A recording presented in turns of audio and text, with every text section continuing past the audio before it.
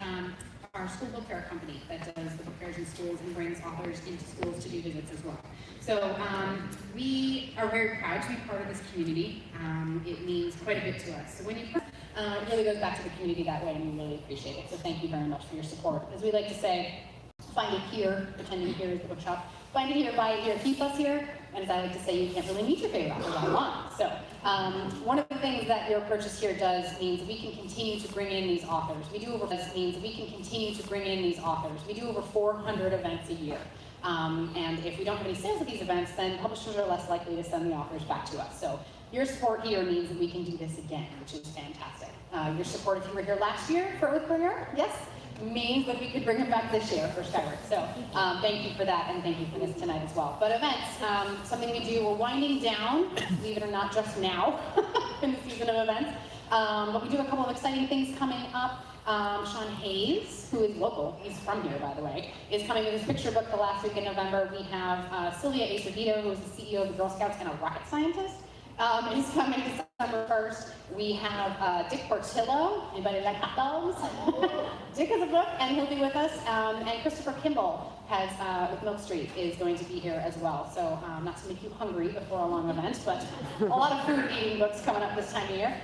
So those are just a few of the things we have coming up. Next year's set of events is going to be announced, starting to begin announced shortly, and it is awesome if I do say so myself as the event coordinator. We've got some great stuff. We have events and books, of course, for all ages. But as you get into your holiday shopping now, please think of books as big gifts for everyone. We have signed books. We have books for all ages, board books, picture books, middle grade, YA, and adult fiction and nonfiction for everybody on your list. So our favorite thing is to come in with a customer to come in with the person it's impossible to buy for. It's your Uncle Joe who argues with you about politics over Thanksgiving and has never read a book. But there is a book for him, I swear, and our expert booksellers will find it. So think of us for Christmas and your other holidays in the next few months, and we'd be glad to see you back. So this evening, we are very, very happy to welcome back Brandon Sanderson, who is, of course, a New York Times best-selling author, many other best-selling types of author, and has been Anderson several times now for both his adult and children's books. He is, I believe, are we at over 7 million books in print? Is that number accurate?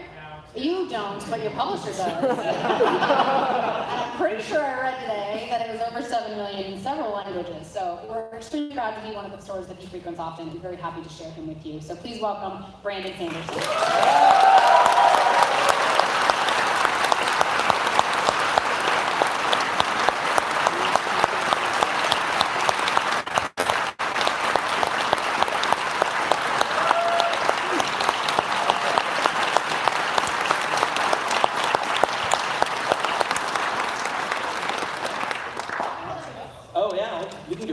Hold up your books. Ooh.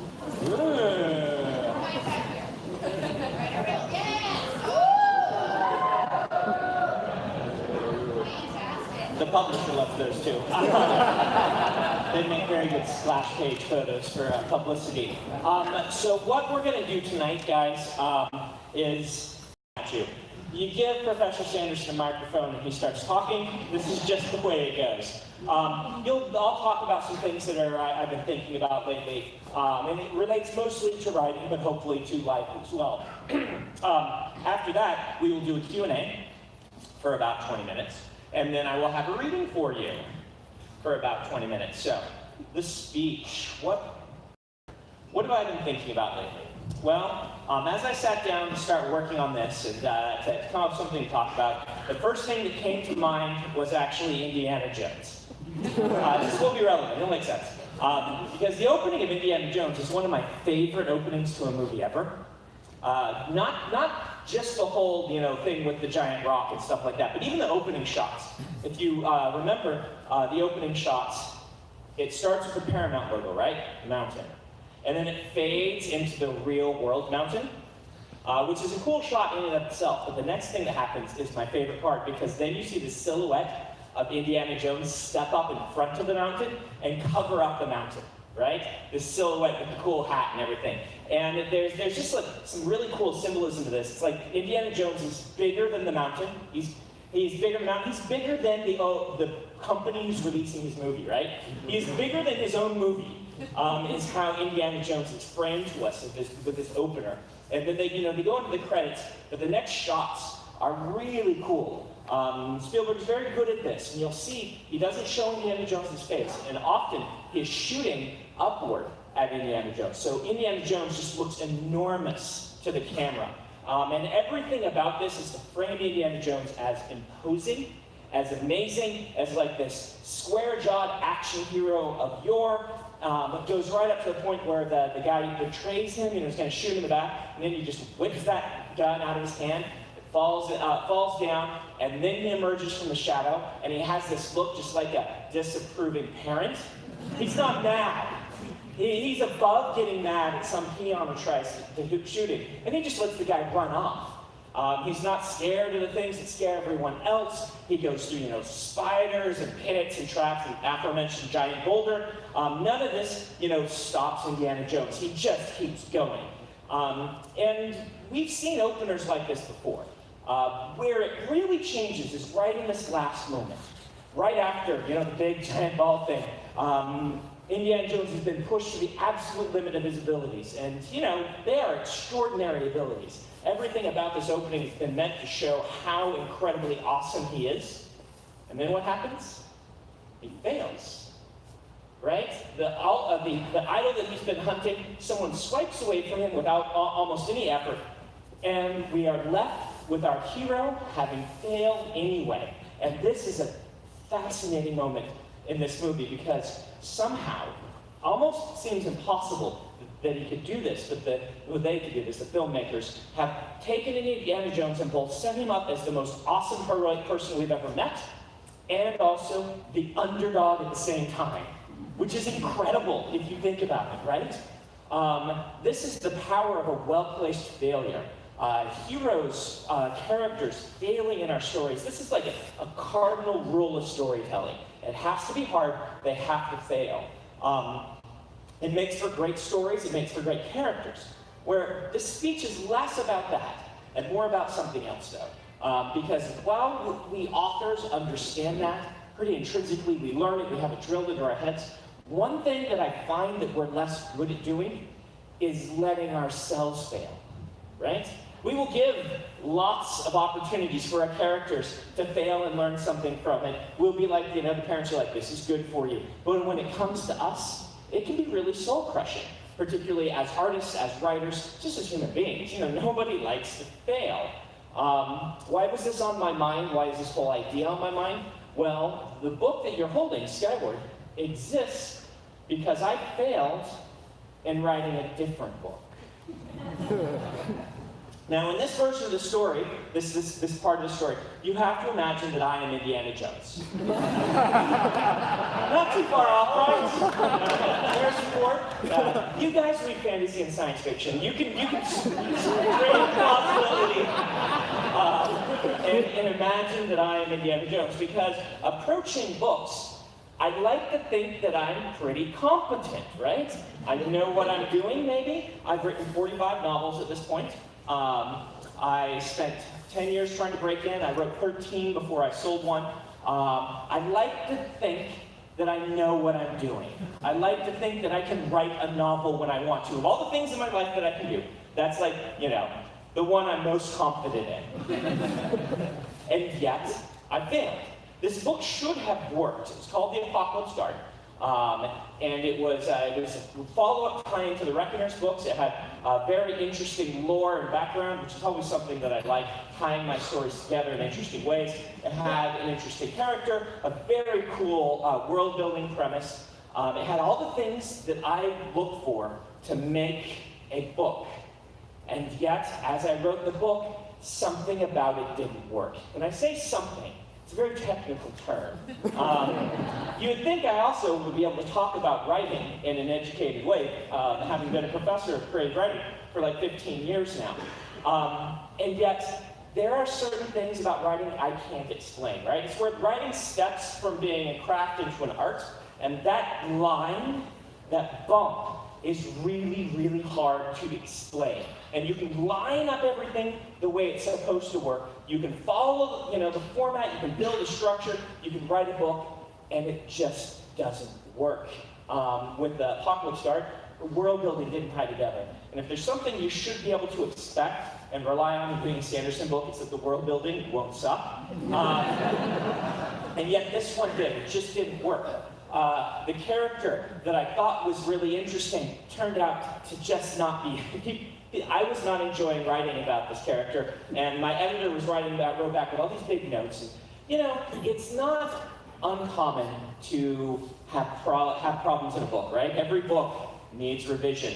Every book, some of the ones I'm most proud of, went through the most revisions. But this time, something was different. I would sit down to do the revision, and the way I handle revisions is I come up with like an outline for my revision, where I organize all the things I want to do in the book by how difficult they are and how big of a change they are. And I take the top ones and I put bullet points underneath and say, these are the things I'm going to try to fix this larger problem. And here's some specific ideas, some specific things for different chapters. And I organize it like that. And I did that for Apocalypse Guard, and I attacked the book, and it made the book worse. So I'm like, all right, we'll try again. And I tried a completely different set of things to do to revise the book, and it made the book worse again. And this put me in a really difficult position. This isn't the first time, but I knew the only thing that I could rely on is that I didn't know how long it would take to revise it, right? And so the publisher's like, we need a publication date, we need to get it in the calendars and things, and I called them, and I pulled the book from them, which they did not like. Publishers like having Brandon Sanderson books to publish. They did not like not having Brandon Sanderson books to publish, particularly ones that they had already paid for. And my editor, my publisher actually said she had never had an author pull a book like that. A finished novel that they were perfectly willing to publish, but it wasn't right, it wasn't working. And it's really hard to figure out why. But digging into why, I think, might be helpful for at least some of you in the audience. Because I think it relates a little bit, kind of in a circuitous path, to one of the biggest hang-ups, one of the most difficult things about writing, is this thing we call writer's block. Writer's block is a real thing, right? I'm not a writer's block denier. But writer's block, I will acknowledge, is weird. Right? You don't go to the bookstore, pick up a book and try to buy it, and have the person at the desk be like, bookseller's block. Sorry, I can't get the keys and sell this thing to you. I just can't, sorry. You don't go to the mechanic shop and be like, hey, change my oil. And they're like, I can't turn, I don't know what mechanics do. Can't turn the thing, I can't do any stuff. I just can't, mechanics block, I just can't do it. And yet with writers, we have this thing where it's like, all right, time to do my job. I can't. Now, like I said, writer's block is a real thing, and it is, in my opinion, really hard to define what causes it. Partially because basically anything can cause writer's block, right? It's like going to the doctor and saying, hey doc, I have a headache and I feel tired. The doctor will be like, great, that eliminates nothing. Let's compare the list and see if we can actually figure it out. If you come to me and say I have writer's block, I'm like, well, anything can cause that. But I have noticed something that seems to be very consistently a cause of writer's block. And that is fear of failure. Now, when I say it like that, it sounds a little glib, it sounds a little trite. And a lot of writers would be like, no, I'm not afraid of failing. But there's a distinct aspect of writing failure that's different.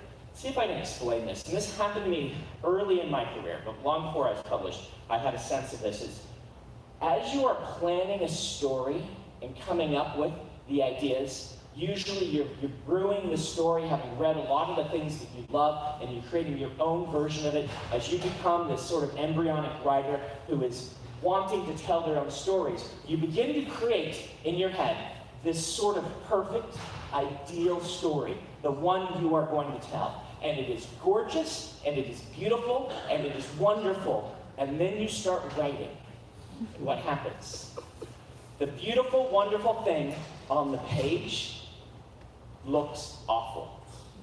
Your skill isn't up to capturing this great thing that you've imagined. Perhaps the great thing has more scratches and warts on it than you had imagined it. Whatever happens, as you start writing, you are not good enough to make that story work. And this happens to a lot of writers. You stop at that point because it's not really the fear of failure. What's happening is you have this wonderful thing and you feel like you are destroying it by writing it on the page. You feel like even trying, you are ruining something. And it's very hard. It hits you because you don't want to go down the wrong path. You don't want to perpetuate this sort of terrible story that's getting worse and worse. You want to sit back and say, well, maybe if I just think about it longer, if I work longer, if I study writing longer, I will be able to capture this beautiful thing and put it on the page. And this happens even to established professionals, where they know something is wrong with the story that they're writing, they don't know how to fix it, and that is scary. It's very scary in a lot of ways to have a talk with the star and be like, I don't know why it's wrong. I know it is wrong. Everyone I talk to who reads it can agree there's something wrong, but we don't know how to fix it. And that emotion, that feeling that you are breaking something rather than making something and creating something can be the very source I find for writer's block.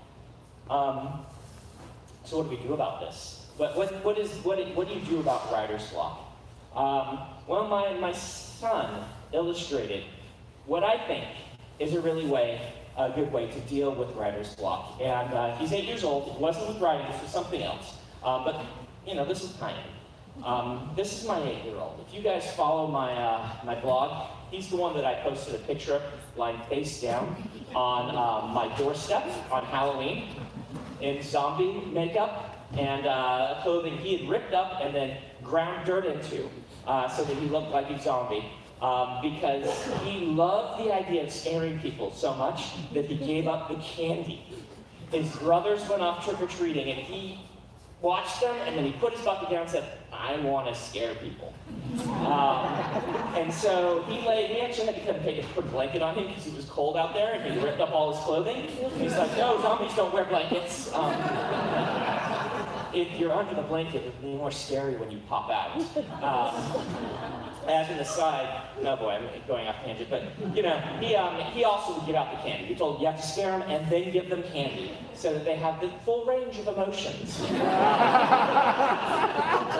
And someone came to our doorstep, total aside, and mentioned that they were a fan of my books. So he came in and got me and said, hey, you need to give them a book.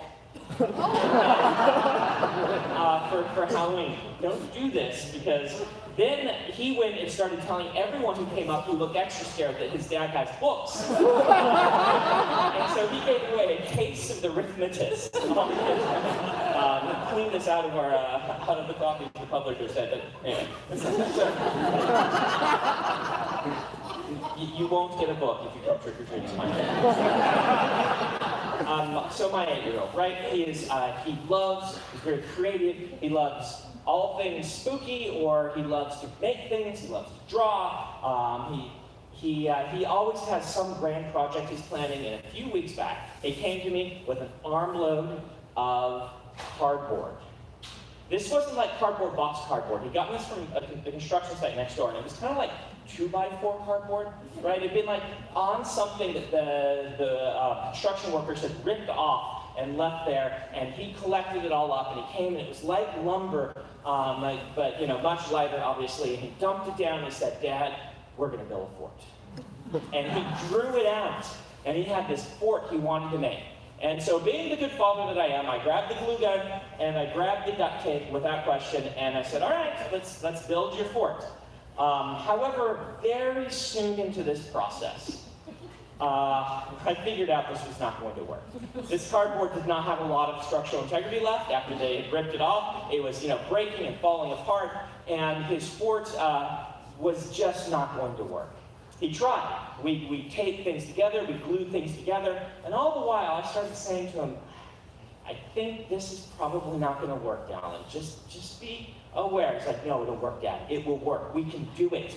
And so we put together his fort and things, and he's like, all right, now we're going to tip it up like this. And we tipped it up, and it collapsed just into a muddy, messy pile of duct tape and wet cardboard. And I was really kind of worried because we had spent about 45 minutes on this at this point, which is a long time for him. And we worked hard, and he tried so hard, and he stood there and he looked at it. This beautiful thing he'd imagined that then just became a mess. He looked to his 5-year-old brother and he said, "Now we get to destroy it!" Breaking it, and picked up a piece and started hitting his brother. He picked up a piece and they just started smashing each other with pieces of cardboard for the next half hour. It was seriously, it was a sweet and very endearing moment for my destructive little 8-year-old for me to watch. And I promise you, as an aside, I didn't just have children to get material for talks, but it really, when I was watching it, like this is what has to happen, because the last time I failed to write a book, there are 2 seats right over here if you guys want them, right there. One of the most, the other times I failed to write a book was in 2002. This is before I was published. And it was a little book called The Way of Kings. The Way of Kings was the book of my heart, right? I spent many years toiling in obscurity. I worked a front desk job at a hotel graveyard shift so I could write at work. It's very sly of me. I had had a lot of failures in publishing. Some of you heard this story, but I was kind of, after book 12, and no one was buying my books, I was like, all right, I don't care. I'm going to write the thing I want to write. I'm not going to chase the market. I'm going to write the biggest, baddest, most awesome book I could possibly write. And I did 1,000 pages of world building that became the origin of the wiki that I used to keep the Stormlight Archive straight. That's not online anywhere, so. I just let myself create the story I wanted to. I pulled some of the characters I've been working on from childhood, really. Dalinar was somebody I started writing a story about when I was 15. And I said, I am just going to write the book that I want to write. And it's going to be awesome. And it failed. It was 300,000 words of mess. Kind of like that cardboard. Lots of great intentions, right? But let me tell you, weaving together the plots of some 8 different viewpoint characters, which I had planned there, was really difficult. It kind of got a little out of control. The early draft of The Way of Kings, if you were to read it, you'd feel like you got 8 beginnings of books and very few endings of any books. The world building didn't work the way I had imagined it working. The story was really, really flabby. It didn't have any sort of narrative cohesion. There wasn't one thing holding it together. There were no, by the way, back then, Knights Radiant, no Bridge 4, and there were no Spren yet in the world. So, what's it about?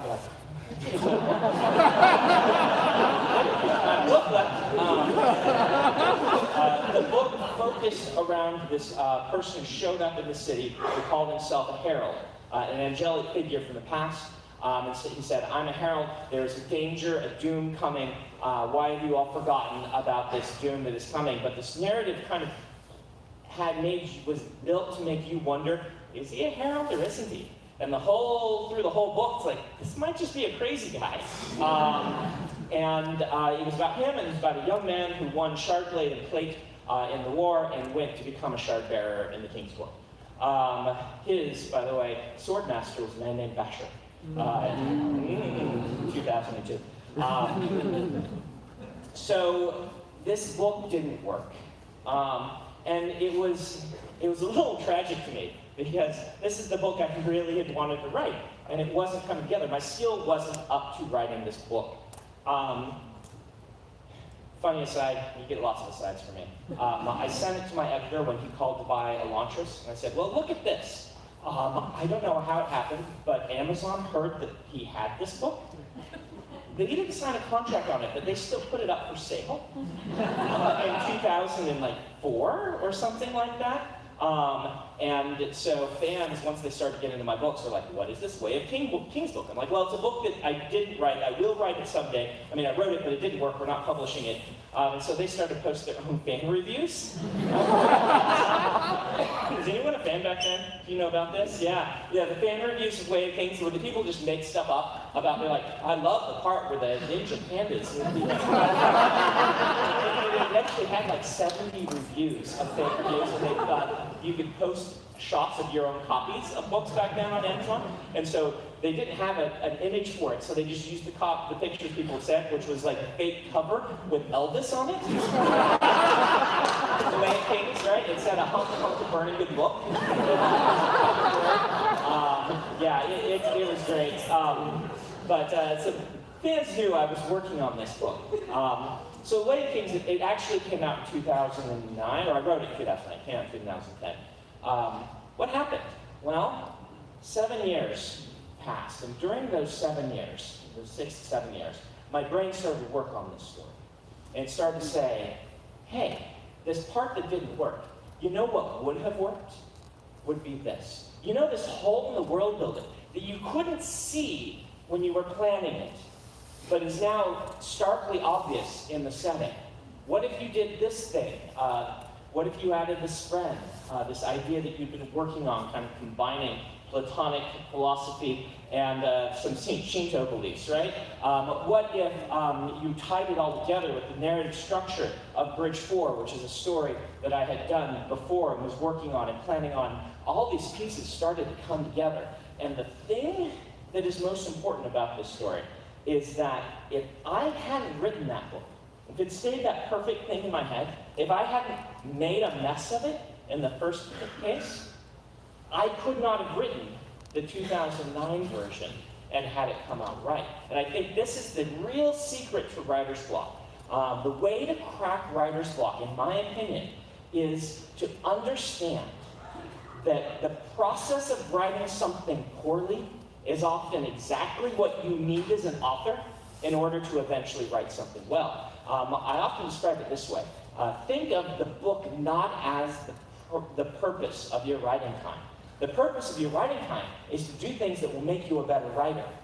And sometimes the thing that will make you a better writer the best is failing at writing a book, because you are trying something just beyond your reach. That is really hard. You have to be able to give yourself permission to make something that doesn't live up to your imagining and your standards and what you want to create. And that hurdle can be almost insurmountable.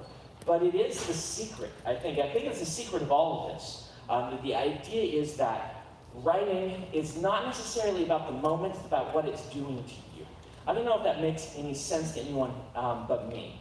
But it is really important to me as a writer.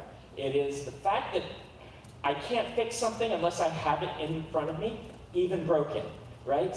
Once I have that, my subconscious can work on it. Oftentimes, if I'm having writer's block, the answer is to write a scene I know is not going to go in the book that just explores the thing I know is wrong, so that then I have it wrong and my subconscious can work on it. This happens a lot in my writing, and it doesn't just happen with one book getting fixed like Way of Kings. I think I will be able to fix Apocalypse Guard eventually. I'm not sure when or how, but I will be able to. But the process of writing that book changed something else inside of me and made Skyward start to work. Skyward was a book I've been wanting to write for years. I love the archetypal story of the boy and his dragon, right? Dragon's Blood by Jane Austen is one of my favorite books of all time. I just wrote a review of it online because I thought it was about time after 30 years. But The White Dragon by Anne McCaffrey. How to Train Your Dragon, the great movie series. Aragon, the book series. There's this idea of kid finds dragon egg, raises dragon egg in secret, and then does something awesome. And I love this archetype of the story, but I was having real trouble doing anything with that other than having a love of that story. I think partially for me it was because my brain kept saying, well, what are you going to add to this? And McCaffrey did it really well. It's already been done. It's been covered. What can you do? And the process of working on Apocalypse Guard, and I don't even know what it is. It comes back to that art aspect, right? A lot of the things we do in writing, we do unconsciously. And a lot of the ways we talk about writing are things we look at after the fact and say, oh, that must have been what I did. I'm glad I knew to do that. I'm not sure what it was about Apocalypse Guard that made it click, but I've been working on a separate world that was related to one of my short stories. And I won't tell you which one, because it's a spoiler for Skyward. But in the middle of working on Apocalypse Guard, these two stories locked together in a way that made them both open up. And A Boy and His Dragon became A Girl in Her Spaceship. And I transposed the setting in ways that really started to work for me. I came up with some overarching world-building ideas that were really exciting to me. And so when I called the Paul Apocalypse Guard from the publisher, I said, I've got another book. I'm going to write it for you. And they very wisely said, aren't you going on tour for Oathbringer? Isn't that going to be a little distracting? And I said, yes, but I think I can write this other book. So give me a couple of months. And so they built a couple months into the schedule. They distracted the people who had to make the catalogs. I don't know how. And I wrote Skyward. And sometimes a book just clicks. Sometimes once, the thing you imagine, you start putting it on the page. And this happens hopefully more and more as your writing career progresses. It just works. In fact, it becomes something better, something more real as you put it on the page. And this kind of nebulous, perfect thing in your head turns into the actual novel. And it clicked, it came together. I wrote it in 3 months, one of which I spent on tour. And the book, it just worked. And that is a really great emotion. I was really glad, and I kind of really needed that after failing to write another book that I spent like 7 months on, and it didn't turn out having the other one work. But this whole writing thing, this whole life thing that we're part of, this is a process of experience and taking steps and stumbling and learning from those stumbles. When I sat down to write the Way of Kings in 2009, I instilled into it an idea that hadn't been in the first one. Which was this idea of journey before destination. A lot of people say, well, where did you come up with the ideals of the Knights Radiant? Journey before destination came specifically from me realizing that without those 7 years, without the wheel of time hitting me in the middle and changing me fundamentally as a person as I worked on that, I would not have been able to write this book. And it was that journey that changed me into the person that could finally take my dream and make it real. So I think I may have used some wrong language earlier. I said I failed at writing the Apocalypse Guard. I don't think that's really true, because the book isn't a failure, right? The book didn't work, but I really think that if there's a core idea to this, the only way to truly fail at something is to not try in the first place. So I say, try. Fail like my son with his big mess. Fail spectacularly. If it doesn't work, well, you get to stomp through it like Godzilla, all right? There's my speech. Thanks, guys.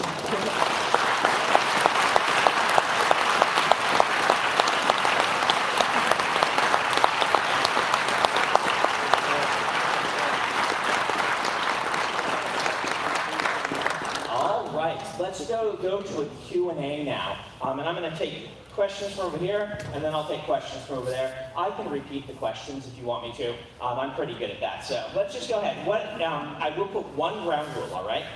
Try not to ask anything that would conceivably spoil a book for somebody who hasn't read it. All right? So anyone over here want to ask something? Go ahead, right there.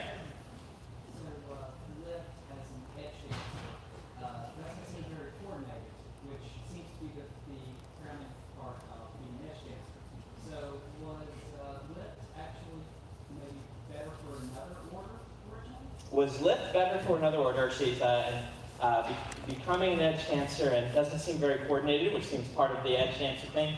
I would say that in the eyes of some of the spread, taking somebody who maybe doesn't quite fit the mold for your order, but has the heart that fits it, is a better choice.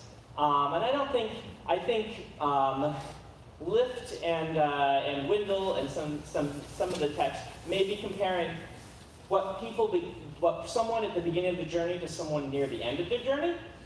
So let's just give her a little time. All right, go ahead.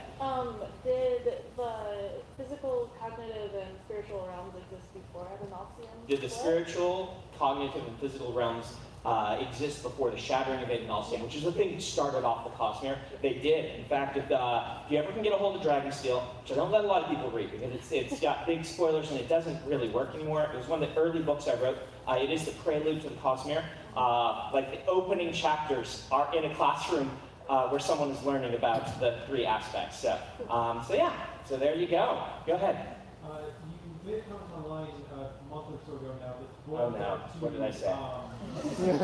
Please make this one. Oh yeah. And then you said that's more complicated than that. But is there anything else that you can help? So the question is, a while back on a thread on Reddit, people were talking about CD Projekt Red, who made the Witcher games. And I popped in and said, basically I said, I sure would love it if they made one of my games, right?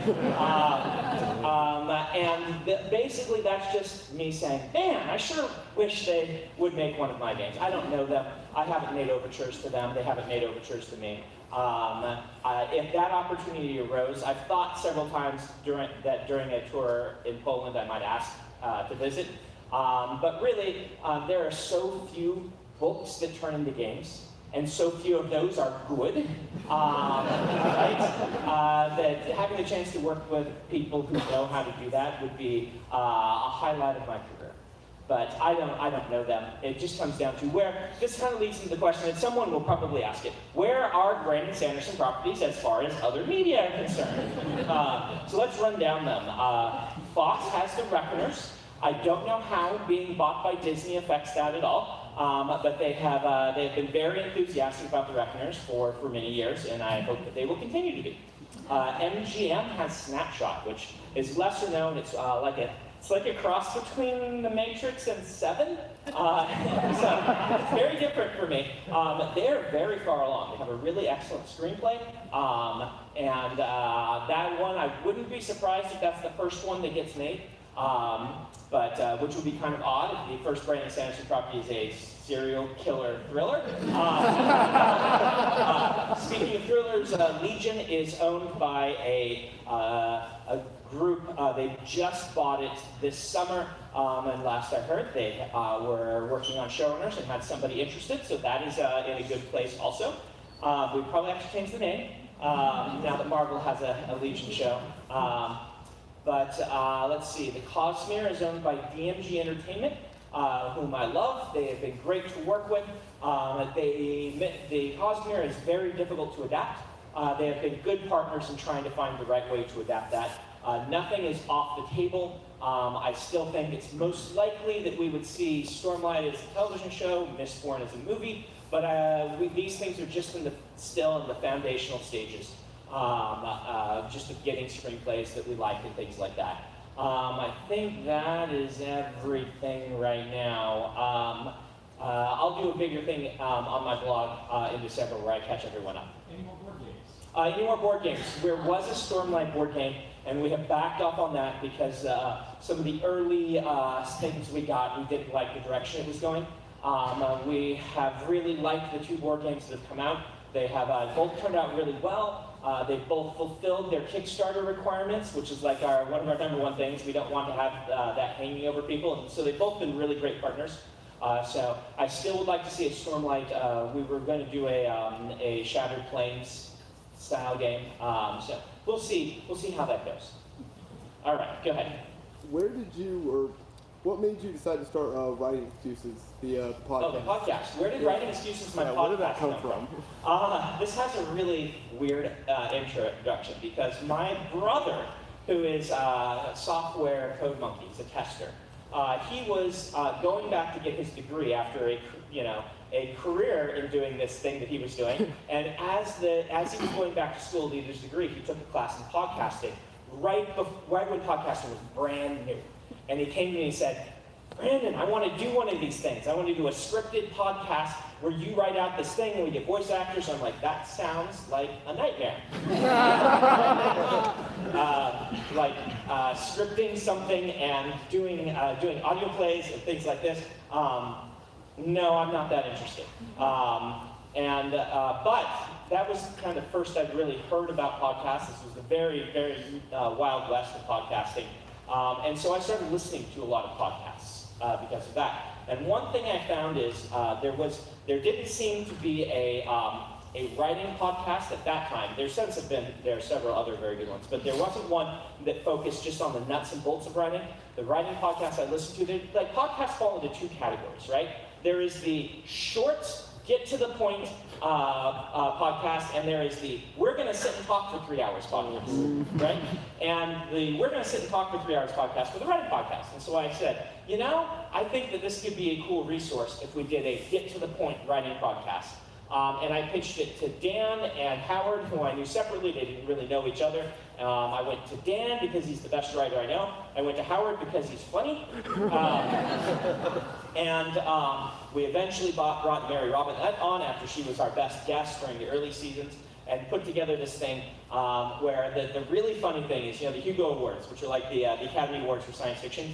The podcast won a Hugo Award, right? When my brother was still our producer, where he just had the idea, and he occasionally came in and mixed for us. So my brother, who barely reads any science fiction at all, has a Hugo Award, which is just hilarious to me. But all right, so that's where it came from, right back there. I always thought it was such a great honor that Robert Jordan's wife chose you to complete life in real time. Did you have a relationship with him before then? Oh, good question. So the question is, how did the whole Wheel of Time thing work out for me? Did I know Robert Jordan? Is this a thing that writers set up, kind of look into the future? I actually didn't. This is one of the weirdest things about my life, right? I didn't know Robert Jordan. I had seen him once at a convention. I didn't know Harriet, his wife. And if you aren't familiar with Harriet, I did know who she was because she was well known as one of the best editors in the field. She discovered Robert Jordan. She also edited a little book called Ender's Game. For years she was the top editor at Tor until she retired. And I can, by the way, confirm she's a fantastic editor now, having been able to work with her. She also edited The Way of Kings. So if you're looking for 3 books from the 3 best-selling books in the history of the company, I think are Ender's Game, The Way of Kings, and The Eye of the World. And those are all Harriet's books. So anyway, Harriet, before Robert Jordan passed away, he asked her to find someone. The way she tells it, it felt like if he had picked someone, it would be like confronting his mortality in a way he didn't want to do. He wanted to stay upbeat, positive, and I can do it, but if something goes wrong, I want you to be in charge of it. And she kind of considered this a dying request of him. And so at the funeral, she went around and collected names and said, all right, who do you all think should finish the Wheel of Time? And she got a lot of names, and my name was one of them, because nobody had heard of me back then. But I had written a thing about Robert Jordan on my website, just about what he meant to me. I didn't think it would get seen. I was a nobody then, and I wrote it like a week after. I posted the day of the funeral. Meanwhile, one of Harriet's good friends was looking on the internet for nice things people had said about Robert Jordan to print off for her, and she ran across my thing. And so she printed it off, picked it up, carried it to Harriet, and said, hey, he says he's a writer. You should read this and look into it. Right? So she read that. She called Tom Doherty, the head of Tor, and said, he's this Brandon Sanderson guy. It's like, oh, he's pretty good. He only has 2 books right now, but I'll send you the second one, because you always want to read an author's second novel rather than their first, is what Tom said. So he sent her Mistborn. She read Mistborn, and then she called me. I had not met her. I didn't know what was happening. I got a voicemail when I just answered in the morning and said, hello, Brandon. This is Harry McDougall Rigney. I would like you to call me. There's something I want to talk to you about. And that's how it happened. I called her back, dumbfounded. Eventually got a hold of her, and she said, well, I'm just wondering if you'd be willing or interested in finishing my late husband's work. She was looking for somebody who had read the books, and I had multiple times. She was looking for somebody whose writing she liked, and so it kind of just cross-sected there. There's a very long, much longer version of that story, but I can't get into it now. We're going to go to questions over here. I know, Evgeny hit me. What do we got? How difficult is it going to be? Do I have to speak in Alethi? No, I can't speak in Alethi. Cosmere healing, yes. Some magic systems have kind of internal healing, such as stormlights, some have external healing, such as the outdoor. With the internal ones, the perception of the magic user seems to matter a lot. Is that also a factor for the external? So Okay, yeah, I see what you're asking. So there are various types of healing in the storm and the Cosmere. We have things like the Stormlight, where you get the Stormlight and it heals you, and that one is very, very influenced by your perception, right? How you view yourself and what you view as being healed has a huge influence on what actually happens to you. What he is asking is externally, if someone heals someone else, like a Knight Radiant uses the power to heal someone, or if an external force heals them, is it still filtered through perception? And I'm going to say both perceptions are important in that. They both are relevant. Good question. All right, go ahead. Safer. Okay. In some ways. What at this point, there's some far out from Oathbringer. Like, what are the best and hardest things about having spent a lot of time writing about mental illness? What are the best and hardest things about having spent a lot of time writing about mental illness? One of the reasons why I approached Stormlight the way I did is during the intervening years, during those 7 years, I got to know very deeply some people who we would call non-psychonormative, I think is a good way to say it. And I began to see that the various different ways we perceive ourselves and the various different ways we perceive our own mental processes influence a lot of how we act and who we are. And I also noticed, speaking to them, and that a lot of my friends were a little, and there's no problem if you like these, but they're a little tired of every book that represented their mental illness in a story was all about the mental illness, right? That the book was only just how to cope with the mental illness, which are great stories and things like that. But they're like, you know, if you look at the statistics, psychonormative is not norm, right? In fact, it seems to be this mythical person that doesn't exist, in that the way that all of us think is different, and in some of us it can be really impairing to our lives. And in some of us, the same thing that's impairing to our lives defines who we are. You guys want a really good book about this, Speed of Dark, by Elizabeth Moon. It's a fantastic look at this.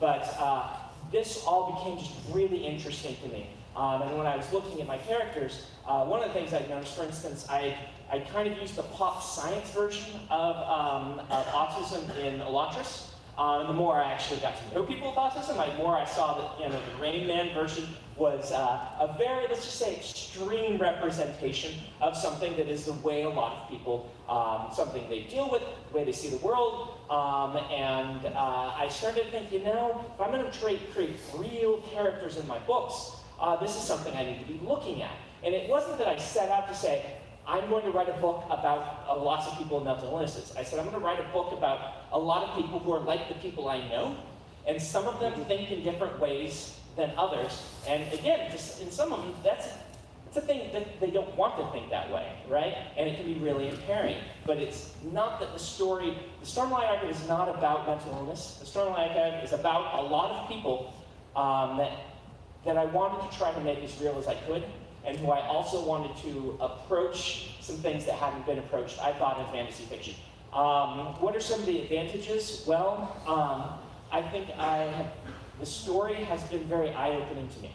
That's perhaps. It's hard to talk about advantages and disadvantages, you know, in light of this. What are the quote-unquote disadvantages? I am walking through a minefield and I've blown my foot off multiple times. And I think this is part of that whole failure thing as a writer. If I hadn't perhaps done it poorly in some of my books, I wouldn't have had the chance to talk to people who are like, you know, I really appreciated the book and that you're trying. Here's how, if you ever did this again, you might approach making it feel real more realistic, and that made me a better person, not just a better writer. And so in some ways that disadvantage is the advantage, but that is the thing. I mean, I've blown my foot off on several landmines, and I will probably continue to do so. So, in the back there. If Conrad was born, how long would it take them to reach maturity? If a new conjurer was born, how long would it take them to reach maturity? Longer than a human normally would take. It would depend on a couple of factors, such as how soon they are given spikes, and things like that.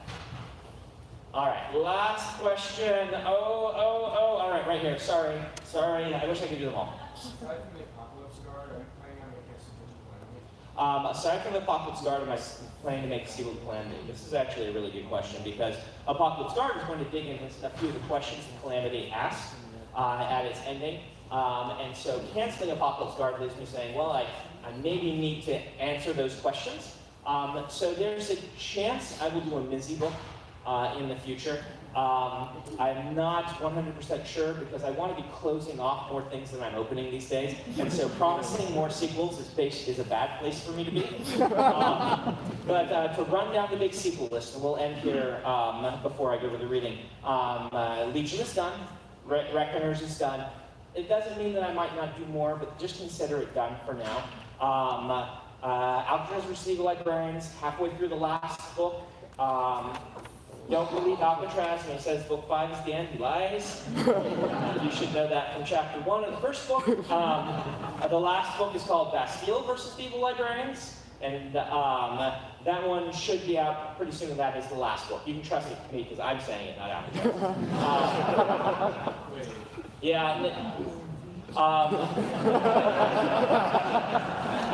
Let's see, Rhythmatist, I can't promise it. It's the #1 requested sequel I get. I was working on it when the Wheel of Time came along, and the Wheel of Time has changed my career dramatically. It's been very hard to figure out how to do that sequel the right way. So no promises win on that, though it is still on my radar. Warbreaker Elantris, probably yes, but not until Stormlight 5 is done. Stormlight 4, I start on in January. You can follow the progress bars.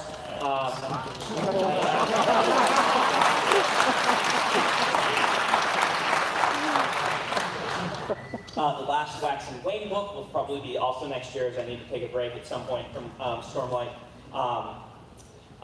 If it wasn't on that list, then don't hold your breath.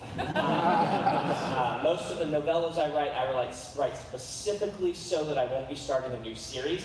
It turns out if I write a novel, I'm very bad at letting that novel stand by itself. So instead, I've written novellas in order to get the idea out of my head and to be expanding the cosmere in interesting ways, but not be promising sequels, okay?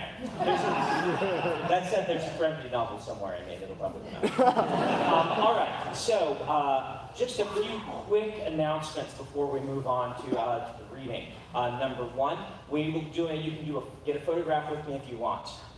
We have a system for this. It goes really fast. What's going to happen is you're going to be in line and someone will come to you and say, do you want a picture? If you don't want one, it's okay, I'm not offended. But if you do, you have your phone unlocked, not in selfie mode, and not on video. Give it to the person.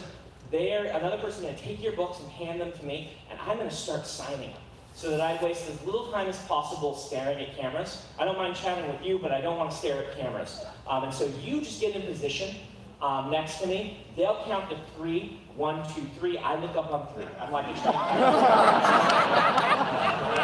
I do give consent for you to put your arm around me or something like that if you would like to. If you want to pull a face, I won't see. So let's see.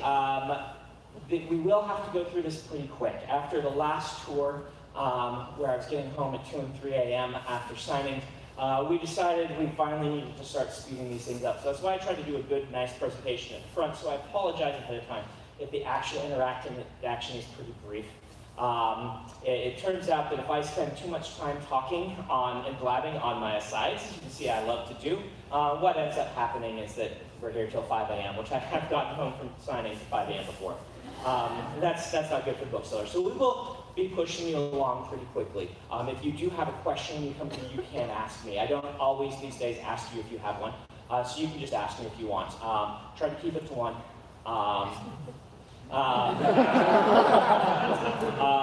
Otherwise, we're going to be personalizing Skyward tonight, so you should have a post-it for those, and they'll tell you how to do that. Finally, let's go ahead and get another round of applause for the bookstore.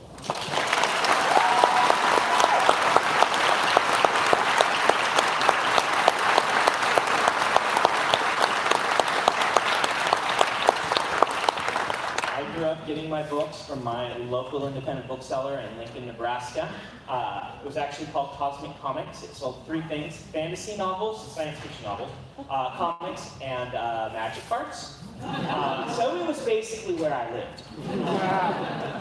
And they sold me Eye of the World. The first week it came out in paperback, they sold me my first pack of magic cards. So. I really appreciate independent booksellers. I appreciate that we have events like this, and they are so capably and well handled. So I intend to be back many, many times. And as long as you guys will keep supporting the bookstore, I will be back. What I'm going to read to you today is actually from the 2002 version of Way of Kings. So why this? Well, I told you the 2002 version was about Tom. And Tom is a character in the 2009-2010 version, whatever you want to call it. He is the character who arrives at the end of the first book. And we've seen brief glimpses through his eyes. It's no longer a question whether he's a herald. That part didn't really work after the way that I rebuilt the series. So he's pretty unambiguously a herald, but he is also pretty unambiguously, let's say, tormented by certain things in his past. I'm going to read to you from the 2002 version where he was the main character. He will still get his own book in the Stormlight Archive. Stormlight Archive is 10 books long, 2 sets of 5. He is book number 9. The next one's Eshonai, the one after that's Zeth, then Lift, and then Renarin, and then Ash, Taln, and Yasna. The other characters will still be in them a lot. Those are just the ways I build a Stormlight Archive book, by using a flashback sequence to kind of form the soul of that book, so to speak. All of the other characters that survive will be in them quite a bit, so you needn't worry that your favorite characters are going to vanish. But Taln and Ash, who are two of the heralds, will become more main characters as the series progresses. This chapter we're going to read is not canon, but the idea is still there, and it is how I see Taln, and so likely there will be versions of this chapter coming in upcoming books, so you'll be able to compare them when you see them. It is about a 10-minute read. Taln awoke from a dream of agony and screams. Two things occurred to him immediately. First, as a herald, he should not need to sleep. Second, as a herald, he definitely shouldn't dream. He frowned, sitting up, noting that he wore only a loincloth under the sheet. The last few days were a blur in his mind. He had come to the city. He remembered his arrival and his bursting in on some sort of feast or party. Beyond that, the sign hadn't worked. Taln hissed in surprise, thrusting forward his hand, trying to manifest the Nile bond. Nothing happened. Where were his powers, his stone warding? He analyzed his surroundings with a quick glance. He was in a long, rectangular chamber set with beds along both walls. Many of the beds were occupied with the lame and the sick, and the men tending them wore undyed tan robes sewn with the glyph Elah, the mark of the priesthood. There were 2 doors leading out of the room, and the windows provided an alternative exit. They looked wide enough to be broken with relative ease. A table would probably do it. One of the attendants noticed that Taln was awake and waved over an older monk. They whispered in voices most men probably wouldn't have been able to hear. Taln was not most men. "Where is Brother Lahan?" the elder monk hissed. "He should be here."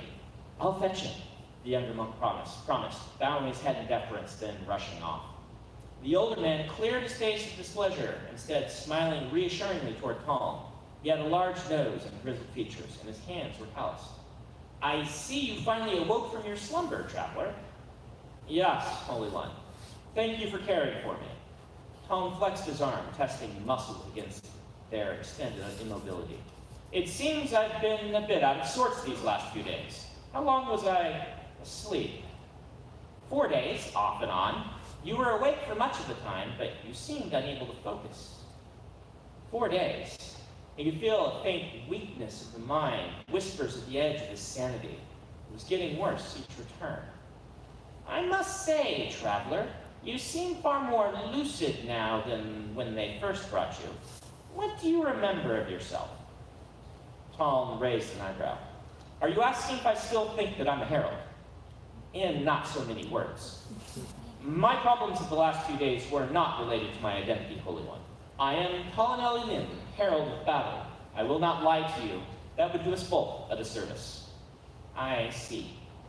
However, I don't expect you to believe me. The sign did, after all, fail. I'll have to solve that problem before I can move on to others. For now, let it suffice to say that I was a traveler in need of your assistance, and you provided it. The Almighty bless you for that. The monk smiled, glancing to the side as another brown-robed form, looking a bit disheveled, entered through the north hallway, or from the north hallway. You are welcome to stay as long as you need, friend, the elderly monk said, gesturing toward the newcomer. Brother Lahan has been assigned to care for you. He will travel with you and make certain you are acquainted with the city. In other words, he'll make certain I don't get into trouble, Tom thought, as the elder monk backed away to care for other patients. Tom was pleased to note that Brother Lahan was carrying a folded pile of clothing with him. Lahan was a younger man, probably in his early 20s, a bit on the pudgy side with an unconcerned oval of a face. Lahan blinked tiredly as he approached, and his left cheek was still imprinted with the lines of whatever he'd been laying on when they woke him. Lahan yawned as he pulled up a stool beside Tom's bed. Greetings, traveler. Welcome to the glorious Mercy Home Monastery. Thank you, Tom said, reaching immediately for the clothing. I'm sorry they woke you. It's my own fault. I've really got to find a better place to hide. Tom raised an eyebrow at the comment as he examined the clothing. The cut was unfamiliar to him, though fashion changes between returns were normal. The most important article was the thick brown cloak, a piece of Rasharan fashion that would never change. Cloaks were necessary even in the summer to ward off high storm rains. Brother Lahan, please run and fetch me some thread and a needle. Excuse me? You and I are in a forced relationship, Tom said. Your superiors obviously expect you to keep me from causing any serious trouble. If you want my cooperation in this, you're going to need to make yourself useful. How very economical of you. I'm not trying to be difficult, Lahan. I'm just trying to save the world. A needle and some thread would be very helpful. Lahan rolled his eyes, rising from his stool. All right. Oh, and bring me 4 rocks, Tom added, rising and beginning to dress. About half the size of your fist. Rocks? Yes, rocks. This is Rashar. Last time I checked, which was admittedly several centuries ago, they were fairly prevalent here. Rocks, Lahan mumbled as he walked off. Tom was dressed by the time Lahan returned. Tom accepted the thread, needle, and rocks from the monk and proceeded to begin sewing a flap in the hem of his cloak. The monk sat down, regarding Tom with curiosity. The second thing I'm going to need from you, Brother Lahan, is information. Ask away. What year is it? 10E 980. Tom paused, needle held halfway through a stitch. 980? Indeed. Not that I pay much attention. At least that's the year they tell me that it is. 980. Nearly 1,000 years since the last return. Such a long time. Something must have happened to the Voidbringers. They'd never waited that long between returns before. What happened to the Epoch Kingdoms? Tom asked, turning back to his sewing. Lahan didn't respond immediately. You're kidding, right? Pretend I'm not. They fell right after the beginning of the 10th Epoch. Tom closed his eyes, sighing to himself. He'd hoped it wasn't true, but what about Alakar? It obviously still exists. Well, a lot of the Epoch Kingdoms exist in name. It's always a good idea to use one of the old names when you found a kingdom. Makes it seem more legitimate. Which ones still stand then, even if only in name? Alakar, of course. Though, as the king told you, we've expanded a bit over the last few years. Thalena still stands. It's by itself on that island over there, so its borders stay pretty much stable. Vadenar is now called Yakaved, though it's ruled by 3 Vaden houses with a figurehead as their leader. That's it? Well, Shinovar is still there. No one ever really pays much attention to them. Tom nodded. It wasn't as bad as it could have been. Alakar, Vadenar, and Thalena had always been amongst the most powerful of the 10. Vornism is still strong, I assume? Tom noted, reaching for the rocks Lahan had brought him. Oh, and always will be, almighty willing. Lahan said it in a dutiful tone, but his piousness was weakened slightly by the extended yawn he made in the middle of the sentence. If the Vorin religion is still in power, how is it that no one takes my claim to be a herald seriously? Have you forgotten about the cycle of returns, the coming of the Voidbringers? The religion was founded to prepare for such things. Well, we've kind of had to change our focus during the last epoch. You did, after all, promise that you weren't going to come back anymore. What?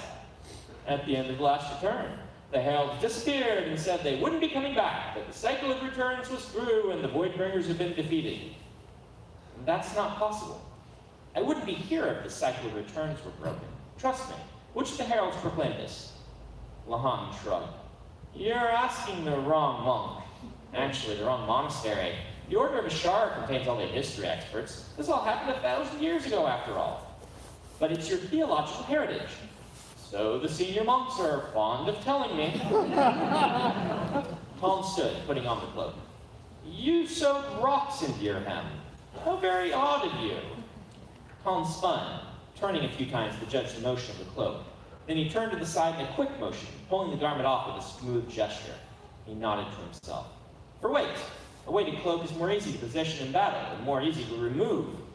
He could also use it as a surprise weapon, though he didn't offer that bit of explanation. Oh, Lahan said. What did you think I was doing? Colin asked with amusement, sitting down on the bed.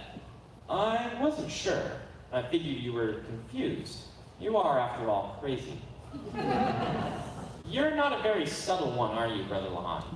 I make up for it in sheer laziness. What are you doing now? Pockets, Colin said, setting out the cloak again. Do you mind if I cut up this blanket? Lahan shrugged. Well, that's kind of the thing we might expect a crazy person to do, so go ahead. You'll have to tear it, though. I'm certainly not giving you a knife. Tom did so, beginning to work on the pockets. You seem surprisingly flippant with regard to my supposed lunacy. Aren't you afraid I'll become violent? You're not a violent one. I've seen a lot of your type coming through the monastery. I also know you can't be talked out of who you think you are. My job is simply to make certain you don't accidentally hurt yourself or anyone else, especially not me. You have experience with my type, then. I tend to get all of the less desirable assignments. I wonder why. Colin fell silent as he worked, turning his thoughts to a topic he'd been avoiding. What was he going to do? Normally, he would let the other heralds decide the plan, but he apparently was the only one to have reached the city. He needed to find the others, and that required one thing, his sword. It had been taken from him. He remembered that night at the feast only vaguely. My sword. It was confiscated. You didn't exactly make a good impression on the king. Enduring, perhaps, but definitely not good. There was a woman, Tom said thoughtfully. She saved my life. Lady Yasna, the king's sister. Don't assume she protected you out of fondness. Lady Yasna is about as compassionate as a sleeping troll. Even her breathing is politically motivated. No one's certain why she fled for you, but most think it was some kind of political stunt. Either way, I owe her my life. The loss of his weapon was troubling. With it, he could sense the locations of the other heralds. Assuming, of course, he thought, that the blade's power still worked. Tom paused. A feeling of dread struck him. Stone warding didn't work, and he couldn't manifest the Nile bond. If he lost the sword as well. The window light turned red. Tom gasped, feeling dizzy. An expression of concern actually crossed the monk's face. Are you all right?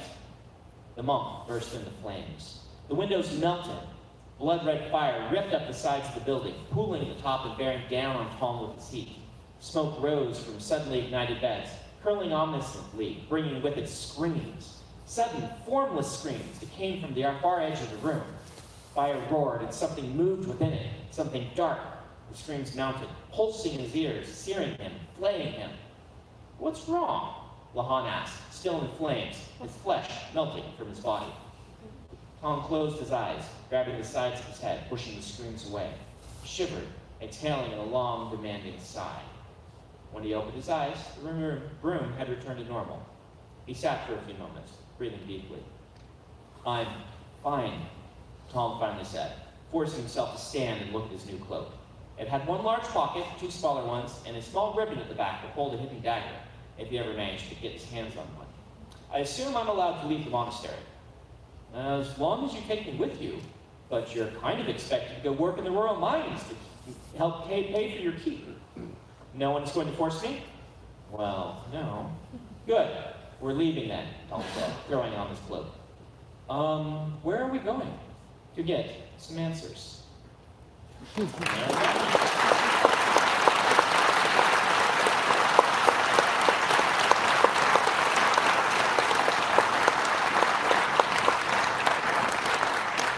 Those of you watching probably noticed Brother Lahan does have his own chapter in one of the books, the published one, so you can see him there. I'm going to go to the signing now. I'm going to give the microphone over to the bookstore so they can tell you how to line up and get your book signed. Thank you guys so much again.